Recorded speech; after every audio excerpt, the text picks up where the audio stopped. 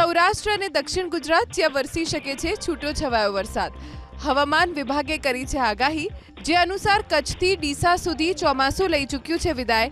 જો કે સૌરાષ્ટ્ર અને દક્ષિણ ગુજરાતમાં આગામી 7 દિવસ છૂટો છવાયો વરસાદ વરસી શકે છે. હવામાન વિભાગના મતે ઓક્ટોબર મહિનામાં લઘુત્તમ અને મહત્તમ તાપમાન ઊંચું રહેશે. ગુજરાતમાં અત્યાર સુધી સિઝનનો 138% વરસાદ વરસી ચૂક્યો છે. અમદાવાદ શહેરના 66 ગરબા આયોજકોએ ફાયર વિભાગ પાસે એનઓસી માટે કરી અરજી, જેમાંથી માત્ર 12 આયોજકોને ફાયર એનઓસીની પરવાનગી અપાઈ. અગ્નિકાંડ બાદ આ વર્ષે ગરબા આયોજકો માટે ફાયર એનઓસી ફરજિયાત કરાઈ છે. ફાયર વિભાગના અધિકારીઓનું કહેવું છે કે જો ગરબા આયોજકોએ મંજૂરી નહીં લીધી હોય તો કાર્યવાહી કરાશે. આ તરફ કાલથી શરૂ થતા નવરાત્રિના તહેવારને લઈ અમદાવાદ પોલીસે એક્શન પ્લાન તૈયાર કર્યો. પોલીસ 3000થી વધુ સીસીટીવી કેમેરા મારફતે નજર રાખશે.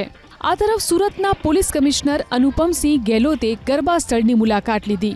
રાજકોટ ઉપરાંત સુરેન્દ્રનગર, દ્વારકા, જામનગર અને મોરબીમાં 7500થી વધુ પોલીસ અને હોમગાર્ડના જવાનો સુરક્ષામાં તૈનાત રહેશે.